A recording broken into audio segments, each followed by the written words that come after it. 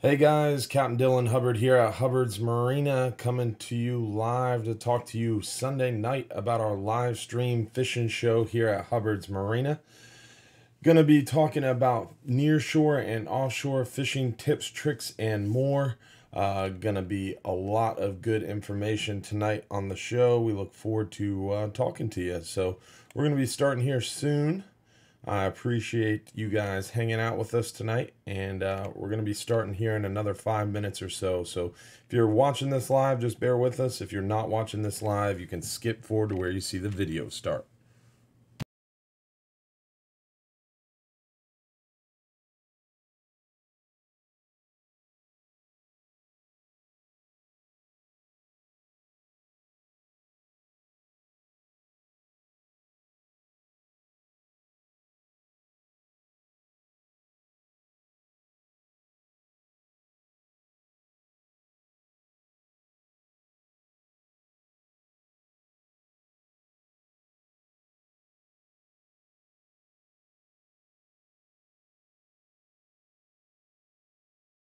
All right, guys, we're going to be starting here shortly. Again, thanks for tuning in. Captain Dylan Hubbard here at Hubbard's Marina. We got Captain Mark Hubbard in the studio with us tonight, so we're excited for a good show. Going to get started here on Facebook, and we'll get started just after 8:30.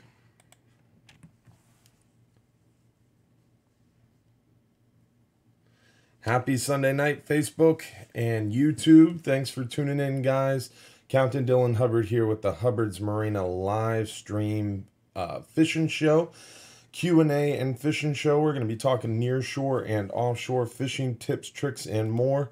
Got a great show lined up for you tonight. Some really great videos. We're going to be talking about nearshore and offshore fishing. We're going to show you how to rig that double snell rig. And I've got my father, Captain Mark Hubbard, in the studio tonight with me. Talk a little bit about fishing. And got a great show lined up for you guys. Hopefully you're excited for another great Sunday night live Q&A fishing show. We're going to get rolling here just after 8 o'clock, so bear with us. If you're watching this live, about 5 minutes or so we'll get started. If you're not watching this live, you can skip forward to where you see the video start. As always, if you are watching this live, go ahead and share this video with your friends on your timeline or with your favorite fishing club. And remember, if you're too busy to go fishing, you're just too darn busy. Comment where you're watching from. Give the video a like for me. We'd appreciate it. And we're going to get rolling here very shortly. I hope you guys have some good questions lined up for tonight's show. Hopefully you guys can hear us loud and clear. Remember to comment where you're watching from and like the video, like the stream for us. We're going to get started here very shortly. Got a lot of good photos and videos.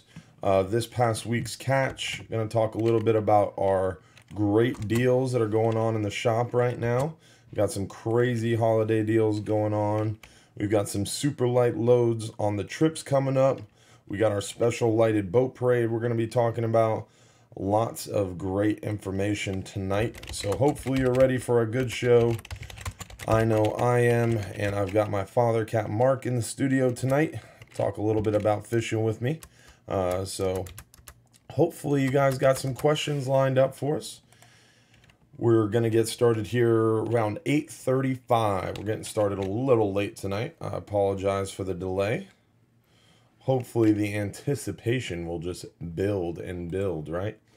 Make sure to comment where you're watching from and give this video stream a like for us. We would greatly appreciate it. Help us spread the word out there and share it with your fellow fishing enthusiasts as we're going to get started here in a few minutes. If you're not watching this live, if you're catching a rerun or watching this on our new live Q&A page of our website, you can always skip forward to where you see the video start. We're going to be getting started here very shortly. Got some great tips, tricks, and more lined up. Hopefully you guys got some good questions lined up for us.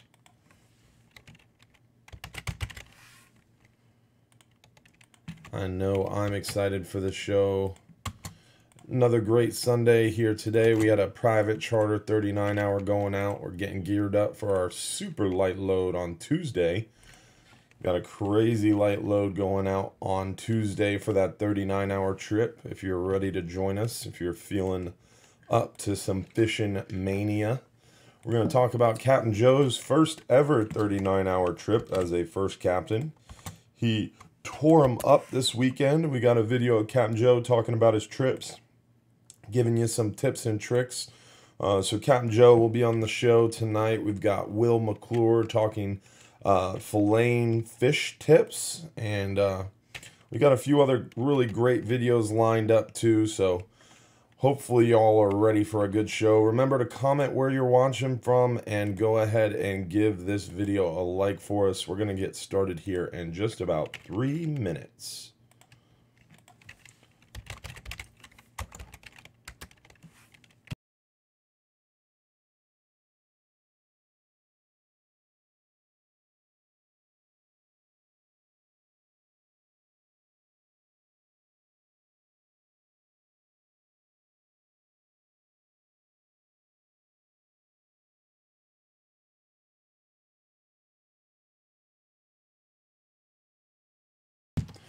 All right, guys, we're just about ready here. Remember to like that video and share it on your timeline or with your friends.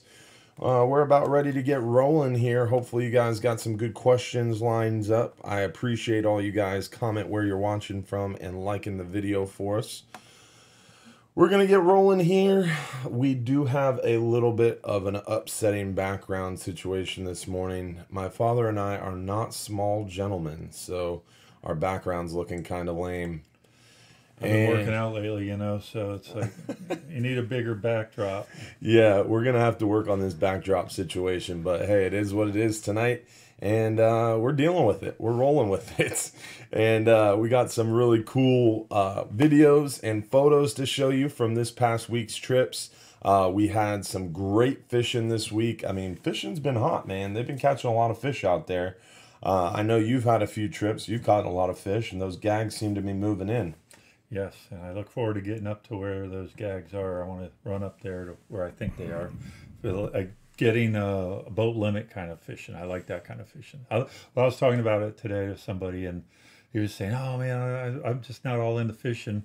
You know, go out there and just wet a line." And I go, "Well, I hate fishing. I like catching." Yeah, that's what we're all about here at Hubbard's Marina, is going catching. And hopefully tonight we're going to help you learn a few more tips, tricks, and more to be able to catch more fish. Not just go fishing, but go catching. So that's what we're all about here during the show. So hopefully you guys can hear and see us well. Give us a comment. Let us know if you can hear and see us fine.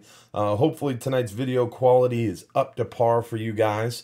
We're going to start out like we always do by talking some fishing reports, giving you some tips and tricks on the fish that we've been catching this weekend, or this past week, and how we've been catching them.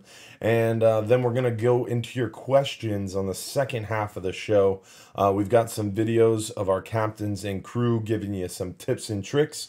And you guys have asked for it. We're giving it to you this week. We've got a video to show you in person how to rig that double snell rig, and it's a pretty funny looking video too. So we've got a funny looking background, we've got funny videos for you, and let's get right into it. I want to start off first by showing you some of the crazy fish that we've been catching on the 5 and 10 hour trips. We've been doing really well lately on these kingfish. On the past live stream show last week, we showed you that great video that we added of Smokey showing you how to do the haywire twist. So if you missed that live stream show last week, a new section of our website has been added under fishing trips. You can go down to the, I've got to refresh my website. I visit my website too much and had a cached. Oh, by the way, if you haven't noticed yet, we have 20% off gift certificates going on. I kind of gave away what we were going to talk about later, but hey, crazy deals. But if you go to our website and you go down here to the past Q&A live stream shows. You can watch all the past live shows right here. So if you missed last week's show, you can watch it right on our website under fishing trips. Go down to past Q&A shows. But if you just want to see how to tie a flat line, we've got Smokey talking about it from last week's show right down here on our fishing tips page under fishing trips. Go down to fishing tips and tricks, and this is Smokey talking about how to tie a kingfish stinger rig. And that's what Smokey used to catch this big old smoker king. They are hitting just dead thread fins floated out there. We've been doing really well on them. This was passed from last Sunday's 10-hour all day, but we caught plenty more kingfish and mackerel on our 5-hour half days, 10-hour all days. We're catching a lot of kings and macs right now, and it seems to be only getting better. Yes, it will be for probably 2 to 3 weeks until we get some real hardened down cold fronts, and that'll drive them down. Yeah, and right now the hot bait for these kingfish is the redhead white body Rapala X-Rap Magnums. We're catching some of them on the trolling spoons behind a planer, about 15 feet of mono, and Captain Joe's going to be talking a little bit more about that here shortly, so I don't want to take too much away from that. We've got a nice big mangrove here. We've been seeing a lot of mangroves when we're targeting the hogfish. We're seeing these mangroves hit our hogfish knocker rig. So we're knocker rigging for hogfish or using a jig head for the hogfish and a live shrimp on those 10-hour all days, and we're running into some really fat mangrove snapper that you can tell his stomach is nice and fat because he's been up behind the boat eating a lot of that hogfish chum that we've been putting out there, which is basically just some live shrimp and cut up shrimp. So a lot of hogfish lately too. The hogfish bite seems to be picking up for us. Seems like as it gets cooler, the hogfish bite just continues to pick up. So the hog bite's going well for us as well. So that one there looks like Gene's smiling at him, like the hogfish is smiling at Gene, like snarling at each other. Yeah, they're smiling at each other for sure.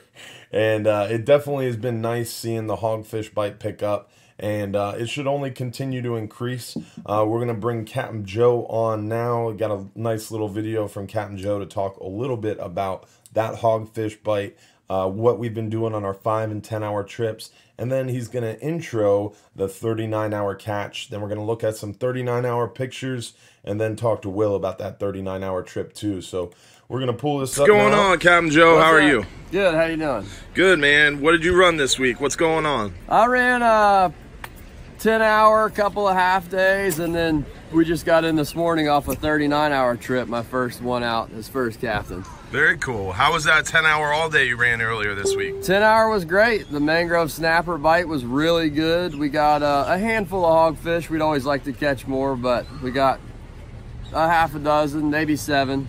Very cool. Those hogfish bites seem to be getting better and better, huh? Definitely getting better, yep. Now, the mangrove snapper on the 10-hour, how do you recommend targeting those on a 10-hour compared to targeting those on a 39-hour? There's no real difference. I mean, I would fish for them the same on a 10-hour as I would on a 39-hour, except the leader size. On a 10-hour, we usually use 40-pound test versus 60-pound on the overnighter. And the reason being is on the overnighters, we're also catching big gags at nighttime.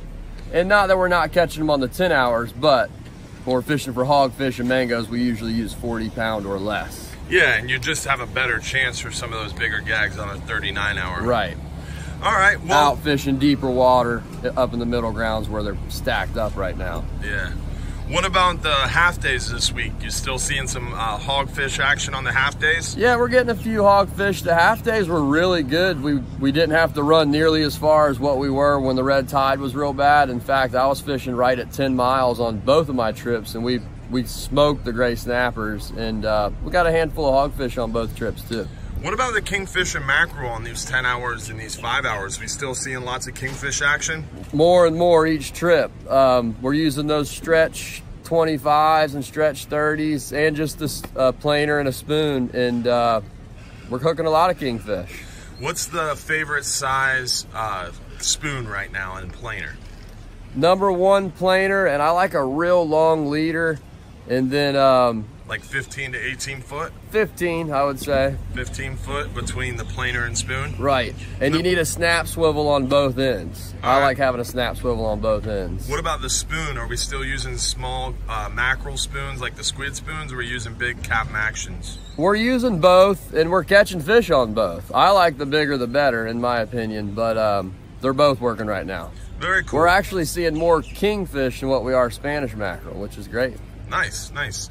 How about your 39 hour? I mean, you went out there for your first trip as first captain. This wasn't your first 39 hour. You've done a ton of them, but pretty cool you did your first one as a first captain and you slayed them. Yeah, it was everything I expected plus some. You know, I definitely, not that I didn't respect the other captains, but I thought it was going to be a little easier than what it was, but those guys taught me a lot, and it worked out. We killed the fish. The first night was a little challenging. We had some squalls blow through, so it made for a tough anchor heading, but we caught fish, and then we had a killer sunup bite. The gags bit basically all day, the mangoes bit all day, and then we had a really good sundown bite. We caught some muttons, a bunch of more mangroves and yellowtails.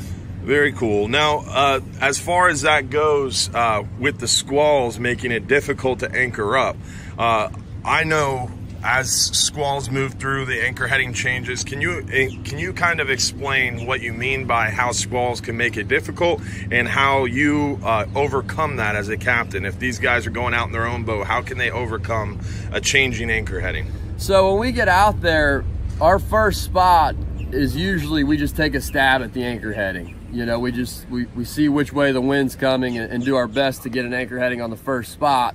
And we'll fish it and typically catch some fish, but you gather information off the first spot. Once you get anchored up with a track line, then you can really pinpoint what your anchor heading is. And then from there, each spot as you move on, you check what your anchor heading is at the end of each spot. And as far as the squalls go through, we had a southeast wind when we got out there, so we anchored up into the wind, and we're sitting pretty good. And then the squalls were coming through, just random storms, nothing crazy, but enough to blow us off of the spots. And you just have to sit it out. You got to let the boat settle in with the wind and the current, and just move forward from there. Yeah, it can be really frustrating when those squalls come through or just the wind direction changes because your anchor heading changes, and you just got to, basically what you're saying is you just got to wait and see where the boat settles, and then before you move, evaluate your anchor heading every time. Is that what you're saying? Yes, and that's huge, just having patience with it. You know, it's frustrating when you park on a good spot and a squall comes through and blows you right off of it. The first thing you want to do is pull the anchor and move on to the next one, but you just got to be patient and let the boat settle out and keep picking fish. And once it settles out and stops swinging all over the place, then like you said, you evaluate it and see what the new anchor heading is. Very cool. Any tips or tricks from this 39 hour that you can tell people for their next 39 hour, maybe something that they don't want to forget or something that you would recommend they definitely do? Just fish hard. The fish are there. I mean, we're killing the fish out there. You just got to be consistent, and the thread fins are working really well on a double snow. I would definitely fish 60-pound test at the very least. There's a lot of big gags out there. I would imagine we lost more than what we landed, just because people weren't prepared. You know, if they're fishing light for mangroves, I get it, but you can still catch plenty of mangoes on 60-pound test. And if you hook a gag, you're way more likely to land it rather than fishing 40 or 30, which is what a lot of people do, and I get it. But this time of year when the gags are on fire, you got to be prepared for them. And once the sun comes up, do not fish less than 60-pound test, because every spot we hit out there on this past weekend, we broke off at least one gag on every spot. Very cool. So they're there. You just got to be prepared. And be prepared not only with the right leader size, but also be prepared to kind of put the hammer down, right? Yeah, you got to go. When they go, you got to go. If not, they're going to rock you up. We're fishing real sharp bottom up there. You only got a split second. When they hit it, you got to go and get them off the bottom. And by go, what do you mean?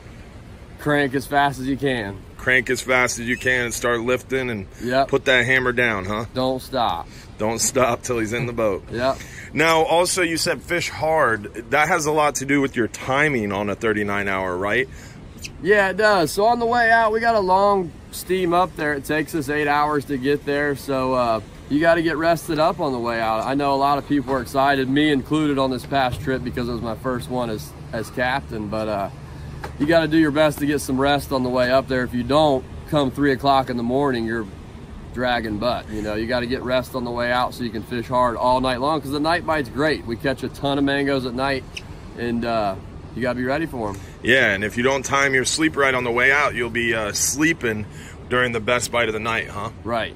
And we catch fish all day long too, but you have an opportunity in the daytime to take a nap to prepare for the sundown bite, but you definitely got to get rest. That's the best advice I can give someone who's coming out on that trip, is get rest on the way out so that you're prepared for the trip. It's about 20 hours of fishing time on average. So when would you recommend a guest take a nap? If you start fishing around midnight, you fish until about 9 p.m. the next night on average, when would you recommend taking a nap? I would fish hard all night long and through sun up until 10 o'clock in the morning. And then you could probably take a nap. And a lot of times the captains will do a little run. An hour tops is what we typically do, and the captain's good about letting everybody know, hey, we're going to fish a few more spots, then we'll go on an hour run. And a lot of the guys choose to troll, and that's great, but if you're not trolling, that's a good opportunity. And we usually time those runs appropriately too. We'll do it midday when the bite slows down a little bit so that everybody can get rested up, eat some lunch, and take a nap. Well, midday. Cool. I appreciate your time this morning. Sorry for taking so much of it, but a lot of great information.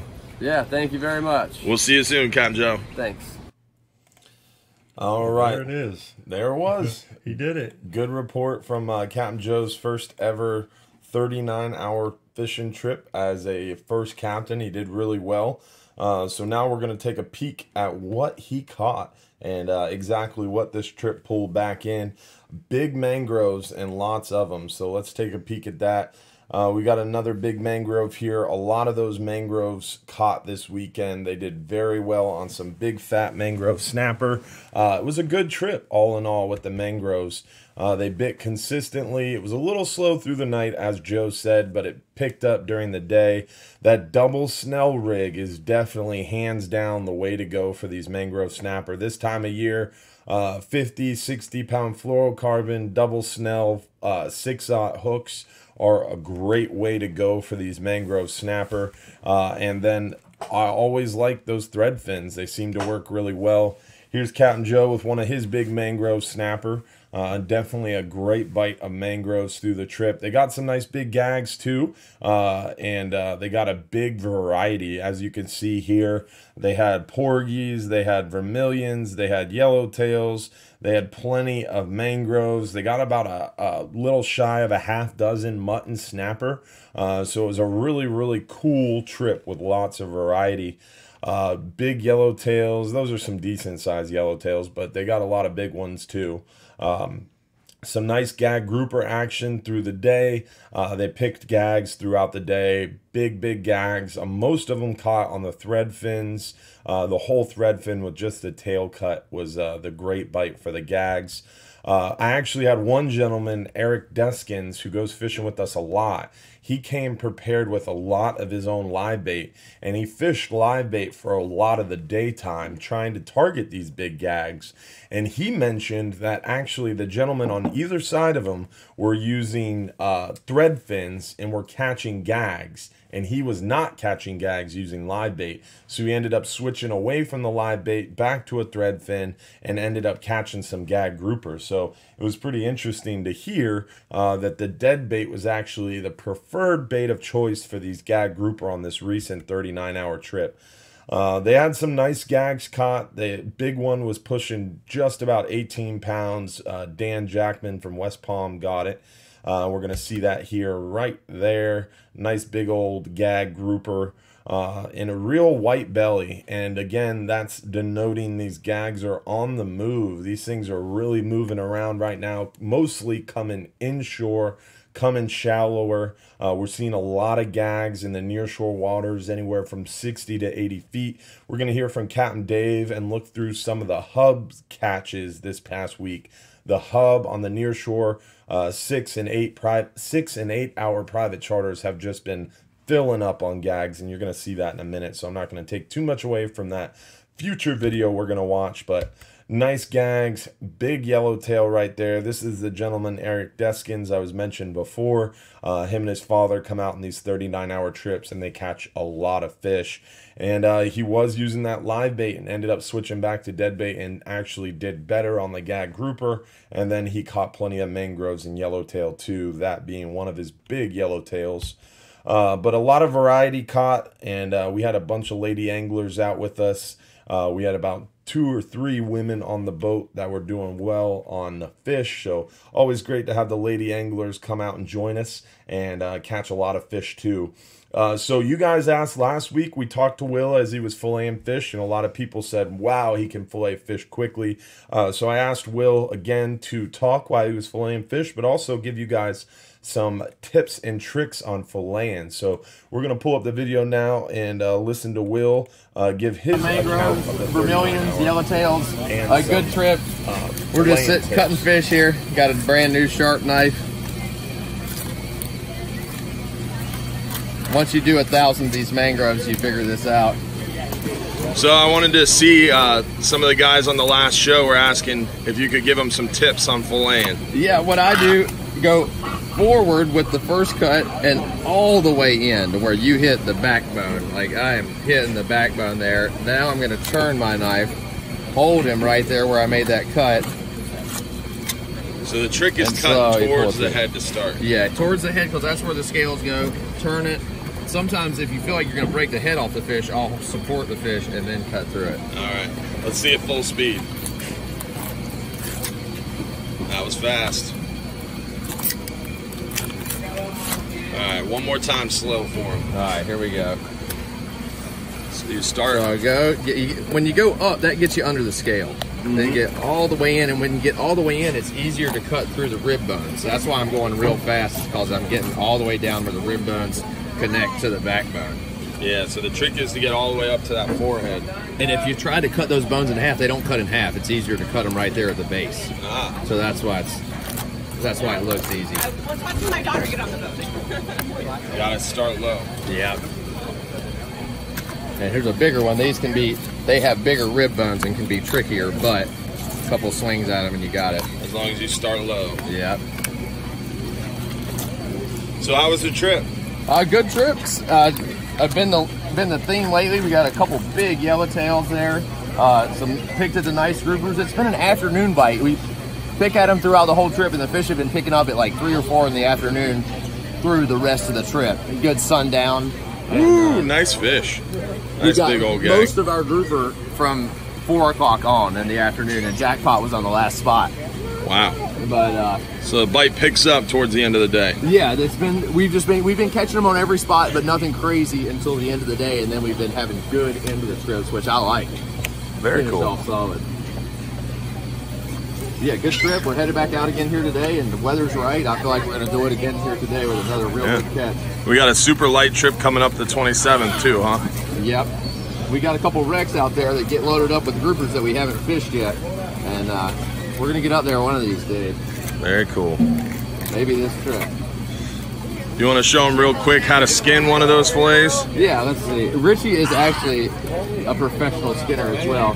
Let's do a relatively big one. So what I'll do, again, if you go inward, those ribs go in a little bit, and you'll miss some meat if you go straight down. So I'll go in towards the ribs a little bit, come back out, and then slowly work your way towards the tail. And you don't really have to move your knife that much. Yeah, you more move the fillet? Yeah, you more move the fillet. Like, I'll grab the fillet here and kind of pull it right out. And then you end up with a nice... Yeah, you're not sawing at it, you're pulling it through. Yeah. One more time. Very cool. And that's how we skin the fish here. So we try to get these guys with the best fish fillet they can have. Yeah. When they're leaving here. What's with the yellowtail? What do you think the hot bite is on the yellowtail? How do you recommend targeting those yellowtail? They can be tricky, you know. Sometimes if there's a lot of them down there, they'll even bite squid, especially if you brought your own, the small squids. They like a whole small squid. A whole small squid? I would say, or a cut small squid. That is the best bait for these guys. And even if we're catching a lot of them, the fresh small squid on a chicken rig will get yellowtail. I like those squid chunks on a chicken rig for the or yellowtail. squid chunk, yep. And even the double snell rig seems to work really well if you put a little chunk on both hooks, right? Yeah, I think we caught all these on the double snails. I don't know that we got any on anything different, but they will bite the chicken rig, they'll bite the double snail, they'll bite a knocker rig even sometimes. I've got some big ones like that before. Very cool. All right, thanks, Will. I appreciate it. Yes, sir. We'll see you Tuesday 27th for that super light load. Yeah, it sounds like a good trip. Weather looks good.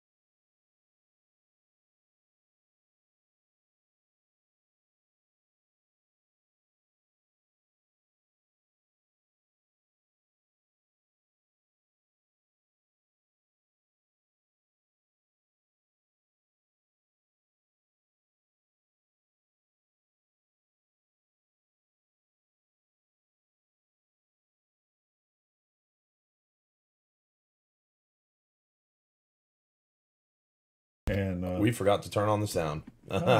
Let's back that up a little bit. Yes, so same idea. Sorry, guys. So same idea on this on other methods and other fish. The redfish has very similar anatomies. So that was a very quick method of filleting fish. So we definitely, when you're filleting a mountain of fish, that method that Will just used is a great method to get through it quickly and efficiently. But if you are filleting just a few fish and you want to try to maximize the amount of meat that's coming off that fish, you can use other approaches. There's some other finer approaches that you're going to take a little bit more time and really focus on making sure that you don't miss an ounce of meat.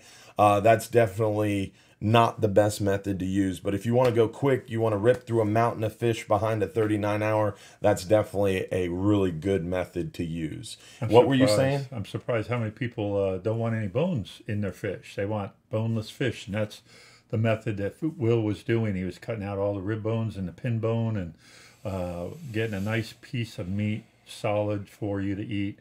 A lot of people back in the old days, they wanted those rib cages. And a lot of them, I mean, old Captain Hubbard, he made us scale all those mangroves. We'd be there till 1 o'clock, still flaying fish. There'd be like 8 inches of scales on the dock. It was hard. That was tough. Scaling all those mangrove snapper behind a 39-hour would be a nightmare. Yeah, it was. But that's just how he preferred it. And then over time, we've slowly got away from that. Wow. So that was Will talking about the 39-hour. We heard from Captain Joe, and we're going to talk a little bit more about some of the preferred methods for baiting on these mangrove snapper. We're going to go ahead and pull that up now, talk a little bit about or show you how to rig that double snell rig. We've talked about it in the past. On what the double snell rig can do and how it can improve your catchability of mangrove snapper and allow you to be very successful. This is kind of my go-to rig, whether I'm fishing a 10-hour all day, 12-hour trip, 39-hour trip. This is what I always fall back to, the double snell rig with a plugged thread fin. And we're going to show you quickly how to tie it. On our fishing tips page, we have a more in-depth video on how to tie it. So this video is going to go quickly in how to tie it, but spend a little bit more time on how to rig it. And we'll talk a little bit more about it after the video. Hey guys, Captain Dylan Hubbard here from Hubbard's Marina, and I'm going to tell you a little bit more about how to rig a double snell rig. Now, we've talked about it in the past on how to tie it, so I'm not going to spend a lot of time talking about how to tie a double snell rig. I'm going to spend a lot of time telling you how to rig it. But this is a mangrove snapper killer. This is what we use on our 10-hour all days, all the way up to our 39-hour fishing trips. Now today I'm going to tie one for a 39-hour fishing trip. I'm going to use a little heavier leader, about 50-pound fluorocarbon. I'm going to use about a 6-aught hook. On a 10-hour all day, I might use 30 to 40-pound leader and like a 4 to 5-aught hook. So we're going to use a little bit bigger today just for ease of use and demonstration and to show you how we rig for this 39-hour fishing trip. So I'm going to start out with some of this new fluorocarbon we have in our shop, and I'm going to pull out about a 5 to 6 foot piece of fluorocarbon. I'm going to get that ready. Now, to tie a double snell rig, you have to have both ends of the line available. You can't start it with one end of your line already tied to your swivel. Now, to start a double snell rig, the first hook, you always start through the front of the hook, pull some line off there and hold it against the shank. And then to get it started, you just wrap your line around your hook and your main line about 7 to 8 times. And you've got that line all wrapped up. Now you started through the front, and now you're gonna put the bitter end of your leader back through the back. So you started through the front, you're gonna finish through the back here. And you're gonna pull that down tight. So now you've got a pretty double snell rig, or you got one single snell ready. Now I'm gonna make it a double snell by adding a second hook. And all you do is add that second hook to that leader. Remember, the first hook, you started through the front, finished through the back. The second hook, you're gonna start through the back and finish through the back. So as far as the spacing goes, the spacing on these are depending on the bait size I'm gonna use. So I'm gonna be using a chunk of thread fin on the 39 hour for a bigger mangrove snapper or perhaps a grouper. So I'm gonna want these hooks a little further apart. On a 10 hour, I might keep them a little closer, but on a 39 hour, I want about a 1/4 inch between the apex of the second hook and the start of the shank of that first hook. So that's some good spacing right there. Now I've got it all spaced out. I'm gonna pinch the line against the hook and do the same thing yet again. Just a simple snell knot. Wrap that line around the shank of the hook and the main line about 7 to 8 times. Pinch it. The second hook, I started through the back, and I'm gonna finish through the back as well. And now I'm gonna pull that down tight. Now my rig is ready to go. I'm gonna cut a little bit off here just to trim it down, make it look nice. Now I'm all ready to rock with a double snell rig. Now I'm gonna show you how to rig this double snell rig. To rig this hook, you wanna start with your mangrove snapper bait. This is a thread fin herring. This is what we use on our 39-hour trips right now because it's most readily available. It's caught locally, and it's a much higher quality bait than the sardines we can find in bulk. Now, to start with this thread fin herring, what I'm gonna do is I'm gonna trim the tail using my bait shears. This allows me to be right at my fishing spot and trim my bait quickly. So I trim the tail, now I'm gonna trim the head, and now I'm gonna trim the belly out. And what this does is when I trim out the belly, you're gonna see it opens up the belly cavity. So now I've got a bait here where everything is meat. There's nothing but meat there. I've got an open belly cavity, lots of scent getting added to the water. Now I'm gonna add this chunk of meat to this double snell rig. Now, you always want the skinnier end of that bait pointed down towards your lead. So this first hook, or what you would call the bottom hook, is what you start out with. And I always start out with it towards the fatter end of the bait, or the head side, or what was the head side of the bait. And you want to drive the shank or the barb of that hook right in between that silver and blue line. That silver and blue line on the bait denotes the backbone. So I'm going to put this perpendicular to the backbone, right underneath that silver and blue line, all the way out to the other side of the bait. Now, once I've got it all the way to the other side of the bait, I'm just going to turn the shank of that hook parallel with the backbone. And my second hook is going to go in just behind the eyelet of that first hook. Again, perpendicular to the backbone, all the way through to the other side, all the way out, and then turn it parallel. So now I've got this perfectly nice, straight piece of bait that's gonna go to the bottom very easily. It's not gonna spin, and when it's sitting on the bottom, it's gonna look very natural. And anywhere that mangrove snapper bites this bait, he's gonna get one of my hooks in his mouth. This is gonna allow your catchability and your success rate on landing mangrove snapper. It's gonna double it. So this is a great rig to use when you're out there fishing on a 10-hour all day, 12-hour trip, or any type of offshore fishing trip where you're gonna be targeting quick biting snapper. Now, I also use the same rig for red grouper in the summertime when we're drifting for red grouper, but the only difference is I'm gonna put these hooks further apart. Typically, my bottom hook would be like a 7/0 hook. My top hook would be like a 5/0 or maybe a 4/0 hook. And I would put almost 3 inches between that apex of that second hook and the shank of that first hook. The reason being is I want that big 7/0 hook right in the middle of that squid strip, and I want this smaller hook right at the top of that squid strip. So that way the grouper, as he sucks it up, is gonna get that big hook in his mouth, and those smaller snapper, as they peck at that squid wing, are gonna get that smaller hook in his mouth. So it gives me a shot at multiple species. All right, so that was what you guys were asking about as far as how to rig that double snell rig. Now, I want to mention I was very tired this morning and I took an energy pill. It was like an energy supplement thing, and then drank an energy drink, and you could see how bad my hands were shaking.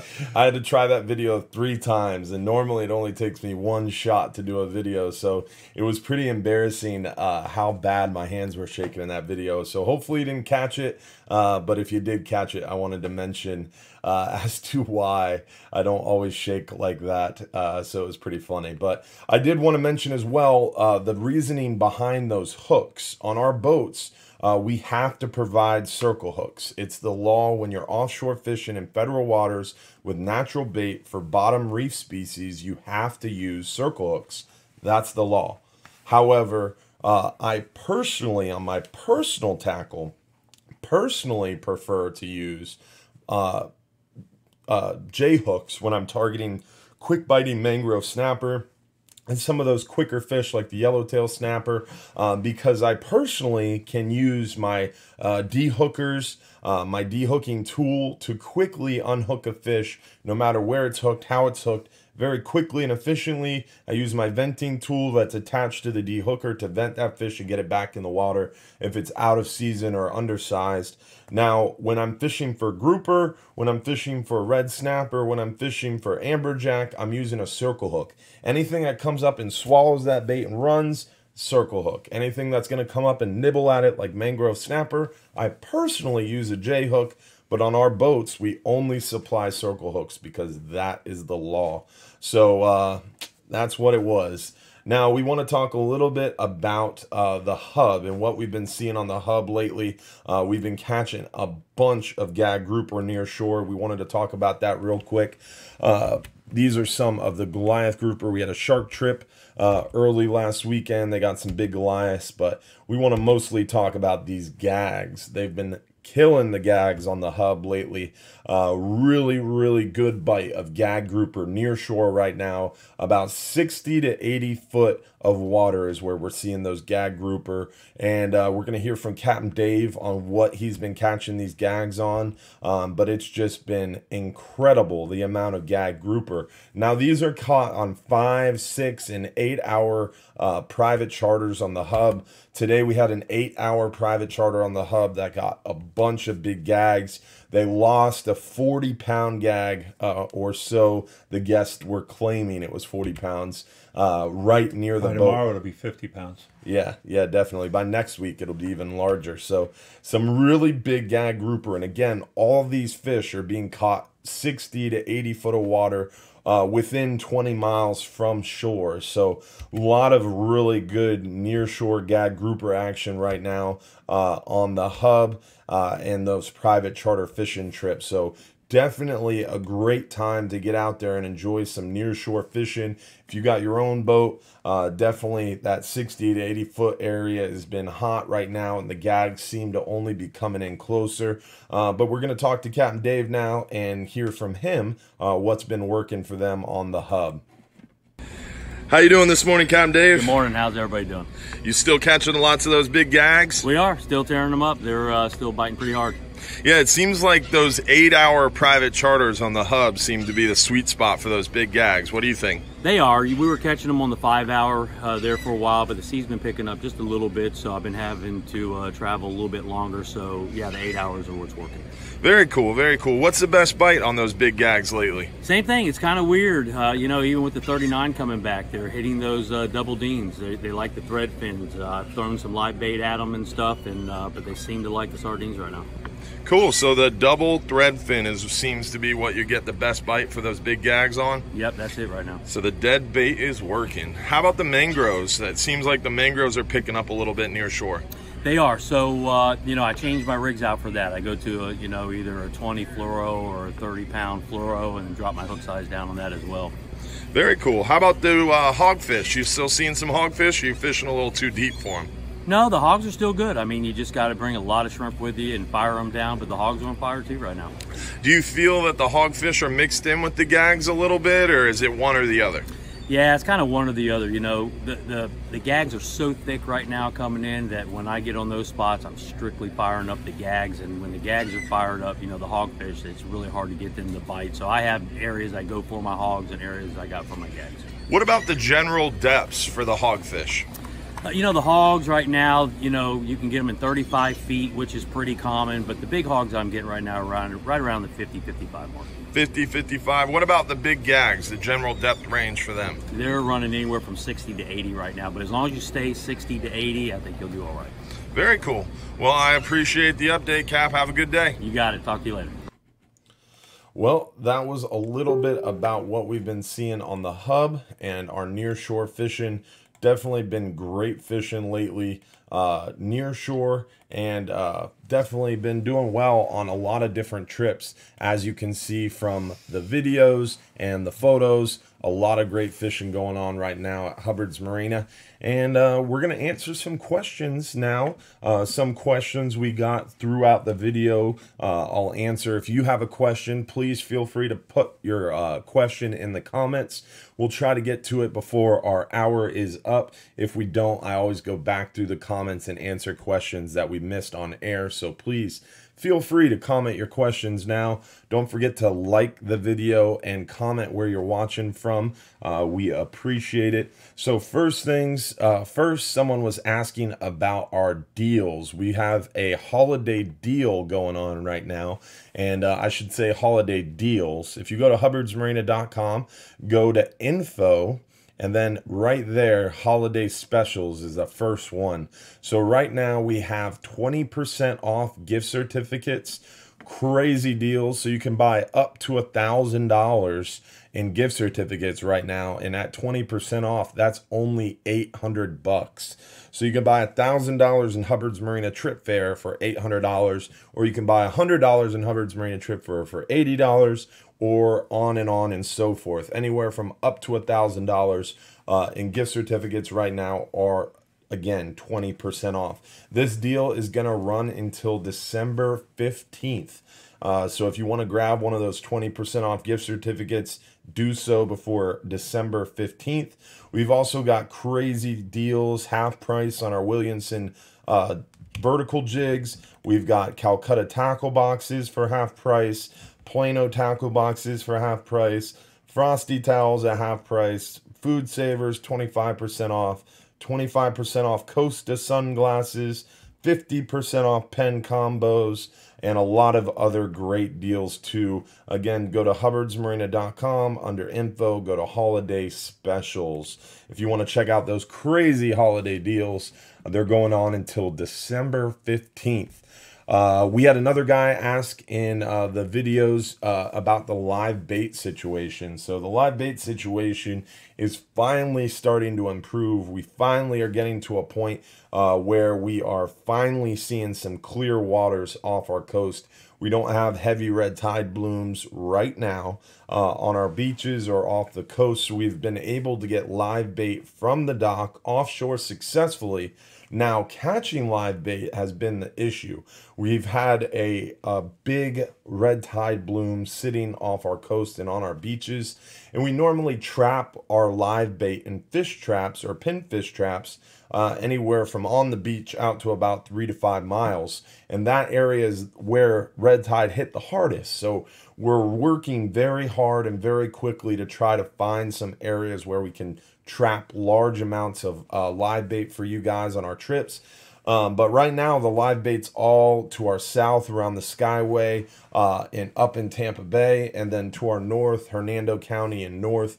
So a lot of guys up in Hernando are catching live bait and bringing them down. A lot of guys are stopping at the Skyway fishing piers, catching live bait and bringing them down. But as far as our ability to catch live bait and sell them to our guests going on our boats, we're still struggling, and we're doing what we can to try to fix that and remedy that, but it's a struggle. Work in progress. Yeah, so we're working on trying a few new techniques, and we're going to switch some things around, and I feel confident that we're going to get our live bait situation back to normal here in the coming weeks if red tide stays the same, which right now it's all southern west coast of Florida, south of Pinellas County, and hopefully it stays like that, and we're gonna be able to keep on keeping on and keep those live bait situations good. One other question we saw was about the 12-hour extreme and the new motors. We got new motors, some fancy new motors. So some new Mercury 350s on the back of the Flying Hub 2, and we were hoping, and we were told that they were going to be this new crazy thing, and right now it's about the same as it was. We are still running trips. They ran a trip today, caught a bunch of fish. It's been running trips fairly consistently since it came back from dry dock and got its new motors. Unfortunately, there hasn't been a huge jump in speed or anything like that, but we're running trips, we're catching fish, the boat's performing, so we're happy, and we're gonna keep trying new things, and hopefully we've got another prop change coming up here with these new motors. Whenever we get new motors, we got to kind of play around and see what works best for those motors, and we're working closely with the guys at Pro Marine. Great guys down there, great service team, and they've done an awesome job outfitting this boat, and we're hoping to dial it in even more. We're still holding out hope that we're going to get a little bit more speed, right? That is the plan. So we're staying positive on that, but right now it's just about the same as it was, but hopefully with more reliable lower units. We had a lot of problems with our old motors and the old lower units. These new Mercuries are supposed to be much more reliable. So even if we have the exact same efficiency, exact same performance, more reliability is a bonus. Yes, that'll be a plus. That'll work. So that's the news on the Flying Hub 2 and the new motors. Now, we do have super light loads coming up on our 39-hour trips. I heard someone mention that. November 27th, that's this coming Tuesday. We only have 23 anglers going out on that 39-hour trip. Then December 4th, next Tuesday, not this coming Tuesday, but the Tuesday after next, we only have 26 anglers going out on that 39-hour trip. So you want a chance to catch some big fish like we showed you before. Those super light loads are a great opportunity to have a lot of one-on-one time with the captains and the crew. And Will and Captain Joe are going to be working deck on the November 27th trip coming up this Tuesday. So you want to spend a lot of time with Captain Joe, a lot of time with First Mate Will, and the first captain of that trip. It's going to be a great opportunity. So definitely check that out. Also, someone asked about our upcoming Bass Pro Shop seminars. December 8th is the next Bass Pro Shop seminar. We're going to be talking all about nearshore and offshore fishing tips and tricks and answering your questions and giving away free trips. Also, I wanted to point out to you guys at hubbardsmarina.com, right on our website, we've created a brand new page, Bass Pro Fishing Seminars. So you can pull up under fishing trips, the Bass Pro Fishing Seminars page that has all the information about the upcoming Bass Pro Shops seminar. It's got a map to Bass Pro Shops. It's got their phone number, their address, and all the past Bass Pro Shops seminars if you want to watch the past seminars. So if you ever can't make it out to join us at Bass Pro Shops, you can always catch them rerunning on our website there, hubbardsmarina.com. So definitely check out. We've added a bunch of new pages to the website. We always have that weather links page. Someone was asking before about what links we use to check the weather. Well, they're right there on our website under fishing trips. Go down to weather links, and we've got all the links that we use to check the weather, and all the links that my dad has been using for years and years. So definitely a great resource is right there on our website. So let's see what questions we have from you guys. Someone on YouTube said, are there any plans for the end of the year adding 39-hour trips around the holidays, Christmas or New Year's? We are not going to have any 39-hour trips anywhere around Christmas or New Year's. We are going to have a 39-hour trip the very first weekend of January. Remember, December 1st. That's right, December 1st, just a couple days away. We are going to release our 2019 fishing trips calendar. So if you want to book that 39-hour trip first weekend in January, that's going to be coming up here very shortly. Excited about that. Got a long red snapper season lined up for 2019. We're expecting around 55 to 58 days. We're gambling on 56 days is our guess. Remember, they don't finalize red snapper season until like May 2019. And if you wait till May to book a red snapper trip, they're going to be sold out. So definitely book your 39-hour trip for red snapper or your 12-hour stream or your private charter ASAP. That schedule comes out December 1st. Also, what other questions? Remember, guys, comment your questions. We're here to answer your questions. We were talking about the fishing with the snell rig and stuff. For the rest of this year, if you want to catch those grouper, like Joe was talking about, at least 60 pound. Personally, when I fish this time of year, I use 80 pound. And you'll catch 12 to 15 mangroves, but you won't lose those grouper. And at daybreak, I go 100. Now, the difference is you can use a snell rig with 80. You just have to use like a 7/0 and a 5/0. I think 5/0's the smallest hook you can go to be able to still run the line through it to snell it. And that is a deadly rig for gags. And if a gooser gets on it, you got them. But you just back the drag off a little bit because they'll pull the hooks or rip their face off trying to get off the hook. So the lighter mangrove fishing while you're doing that, but ready to tighten down the drag for that gag. And you won't miss them. That's the thing. You won't miss those gags, and you'll get your limit of gags. Yeah, that's a good point. And definitely bumping up the size leader this time of year is always a good idea to give yourself a better shot at those gag grouper. I remember when I was a kid fishing on that 39-hour trip, when gags were biting like crazy this time of year, Captain Matt, he used to not let anybody fish with anything less than 60 pounds. Really, anything less than 80 pounds, and you were made fun of. Yes. But that was back before TripAdvisor, and we don't do that anymore. Yeah, it would 60 pound for goosers and 80 and 100 for the big fish. Just in the last 10 years is when they really started dropping down on their leader sizes and getting sporty with it, and using the floral and stuff like that and these fancy reels. Yeah, and that's definitely changed the game in the last couple of years. And you really see a big shift from the old school mentality of heavy tackle, heavy reels, and just medium gear ratios or slow gear ratios. Now we have these hyper speed reels, two-speed reels. The spinning reels that have the heavy drag systems and 3-to-1 gear ratio kind of things. I mean, most spinning reels are like 7-to-1 or something, and you don't have any torque on them. But now they have these reels that have a lower gear ratio and just a huge drag washer system, so you can get the torque you need that you just never used to get out of them before. I saw a 3-speed conventional reel the other day. Someone sent me a link saying, "Hey, check out this reel."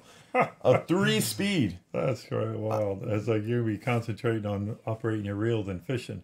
That's crazy. I couldn't handle that. It took me a long time to learn how to do the 2-speed effectively, let alone 3 speeds.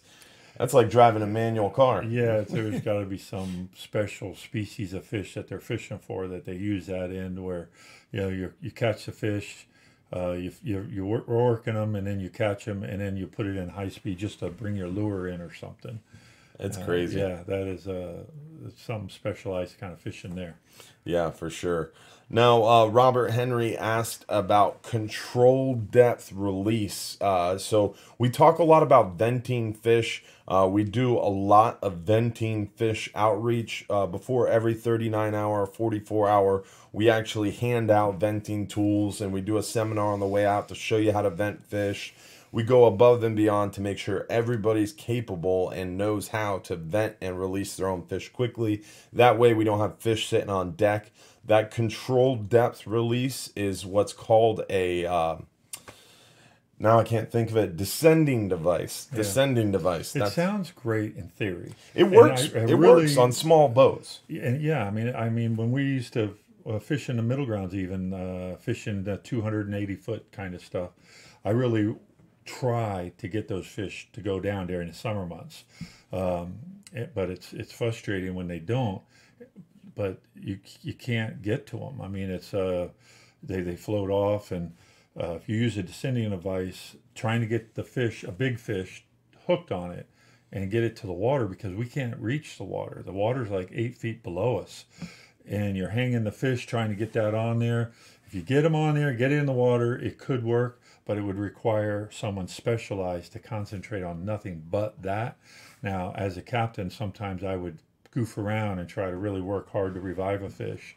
And so, you know, we get them every now and then, but sometimes you just can't do anything for them. Yeah. And it's frustrating. If you're fishing more than 500 foot of water, they're cooked. You got no shot. Their brains are coming out their eyeballs.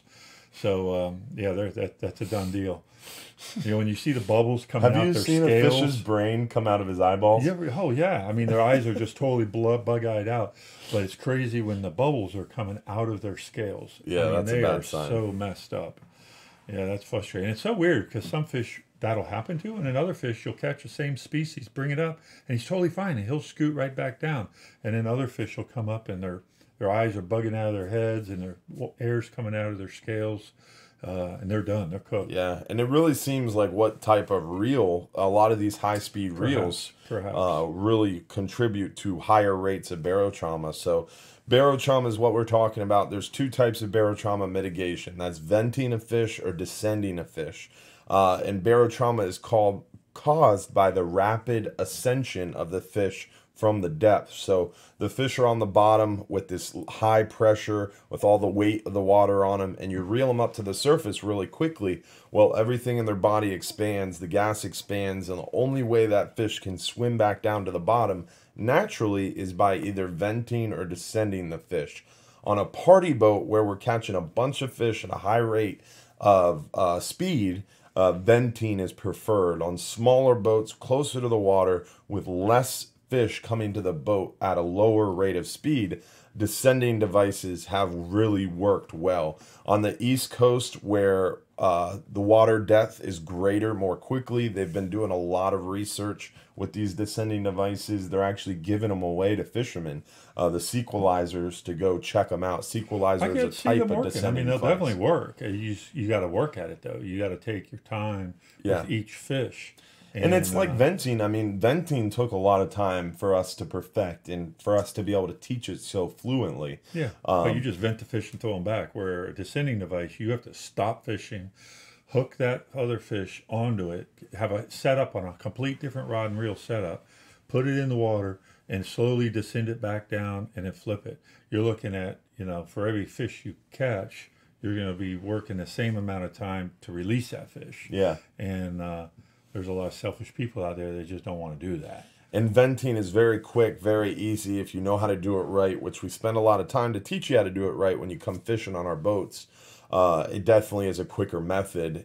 And the descending devices, in my opinion, are just, they're expensive, they're difficult to work with, and because it takes you so long to rig it up, every second that fish spends at the surface, its barotrauma is exponentially increased. You're trying to get it hooked on his lip. You're hanging them, trying to get him in the water. So to me, I've had one for one of the deep drops and stuff. I took that one I had, and I had like a 3-pound lead on it, and I've had it. I've had it on the boat. I've had it rigged, and we still struggle to use it. Yeah, and it because every second that fish is at the surface, with you messing around, the barotrauma gets worse because that's more time that fish is at zero pressure. So the quicker you can get that fish either descended using a descending device or vented and back into the water, the lower the barotrauma effect. So to me, pulling that fish in the boat, using a de-hooker to get them off the hook in seconds, venting them in a matter of seconds, and getting them back into the water is much more effective than de-hooking them, then spending 10, 15, 20 seconds getting them on a descending You device. have to hold the fish. You got to put the fish on the deck for a second. Go get the descending device. Where Will has been trained and our crew and captains have been trained, that fish doesn't even come on the deck. We know it's illegal. We keep it on the outside. If he flips off, he flips right off into the water. We vent him on the rail or in the air, and then he goes back in the water. It's literally 30 to 90 seconds, and he's in the water versus screwing around trying to find the venting or the descending device, and he's going to be cooked. And then you got a fish coming up right next to him that needs a gaff. The deckhand's going to be getting the gaff for a customer who's yelling and screaming and demanding we gaff that fish. And that's our goal, is to get the fish on the boat. And, it sort of becomes a judgment call. It's tricky. It's quite the issue. We're blessed to be able to catch so many fish that, we're trying to figure out which one to go for, gaffing here, gaffing there. So, long story short, the venting is our preferred method, but descending devices do work. They're doing a lot of research with them, and they've had some success, so it is cool. John Beck asked, I noticed you're discounting your pen combos only 50% off. Are you saying they're not up to par for your area? John, we're not saying that. I do like Penn International trolling reels, and Penn Fathom 2-speeds are a very affordable 2-speed. Me personally, I don't like Penn. I don't use Penn. I don't like using it. No pens for me personally. I love the Daiwa reels. I love the Accurate reels. The whole line of Daiwa reels, from the Saltis to the Saltiga and everything in between. I really prefer fishing with my Daiwa reels. And Daiwa reps, Daiwa people are all very, very cool to work with. We've had, I personally have had some bad experiences with the people at Penn, and we're blowing them out of our shop for a reason. We're hoping to go full Daiwa, so that's why. We are working to try to pull in some Shimano into our tackle shop. We are working to try to pull in some Accurate reels, but for the most part, we're discounting pens, not because they don't work for our area, but just because I personally don't like them. Reels. I like those bales, a thick bale, and it's got the little ball bearing on the thing there. I mean, for the price, they're excellent. Yeah. I mean, I think they're pretty. And that's why we have combos. Yeah, we have Penn Fathoms. Yeah, bought them in the first place, and we bought a bunch of them, and we just need some room. I mean, we just don't have any room in the shop. We don't have that big a shop, and we don't have any room in our storage thing. So we got to get these things blown out. So we're just passing the deal along to you all. Yeah. So come take advantage of our lack of space and get a great deal on a fishing reel. So let's see what other questions we have here, guys. Don't forget to comment with your questions, like the video for us, and comment where you're watching from. Let's see here. What other questions do we have? Michael Murray said, didn't see too many pelagics on your last 39 hour. Are they still around? We talked earlier, we're catching a lot of kingfish and mackerel right now near shore. We're still seeing some kingfish offshore. Yellow or blackfin last trip, didn't they? We've been catching a lot of kingfish and tuna on these 39-hour trips. This recent trip, we didn't get too many of them. It was a little slower on the pelagics on this recent trip, but I think that had a lot to do with how muddy the water got near shore. Today, the water was pretty milky. We've got another cold front blowing in. So that water clarity near shore definitely kind of hindered our trolling abilities. We didn't have a lot of people flatlining for them this trip. Last trip, not this Friday, but the last trip before that, we did very well on pelagics because we got into an area where we were able to fish for 2.5, 3 hours. We created a huge chum line, and that's what attracted a bunch of those kingfish and tuna to the boat. This last trip, this weekend that just came in this morning, they didn't fish a spot for a long period of time like that. They were bouncing between smaller spots, picking at fish, and the squall lines through the night that kept changing the anchor heading made us keep sticking and moving. We weren't able to sit on a spot for a long period of time through the night bite where we see a lot of those pelagics. So it's not the fact that the pelagics aren't there, it's just the fact that some variables that occurred during this trip made it less available to us. Does that make sense? Yeah, I guess. Now, Robert Eaton said, went sheep's head fishing yesterday, caught a bunch, but no keeper size. A good day on the water, though. So, yeah, sheep's head fishing is definitely getting better and better near shore and around the bridges. The water's just getting cold now. And that red tide's probably got them held up offshore. So those sheep's head actually go offshore to spawn, then they come back inshore. So those big boys are probably still at that near shore artificial reef waiting to come inshore. But now the water quality and water clarity is getting to a point, and the water temperature is getting to a point where those big sheep's heads should be coming back to the pass. Another month they'll be thick in the pass like they used to be. So we're looking forward to that for sure. Water temp on the beach, what, 71? Yeah. I saw today, this morning. Mm-hmm. Amazing. Offshore, it's 75, and in 800 foot of water, it's 78. So it's, it's definitely, there's some really cold water up around Destin and Panama City. It might be coming around, we'll see. But we need that cool water for the red tide to go down. But we need to keep this about 68 to 73 keep those kingfish and mackerel around. Yeah, for sure. Once that water gets to about 65, those fish will be out of here. And we'll see. I mean, we definitely have had a great fishery in the last couple weeks, and we expect it to continue. We got another cold front pushing down on us tomorrow night. It's going to be a little bit of a weak front. We should have some killer fishing tomorrow through the morning time and through the early afternoon. Unfortunately, our half day was canceled. We have super light loads this week.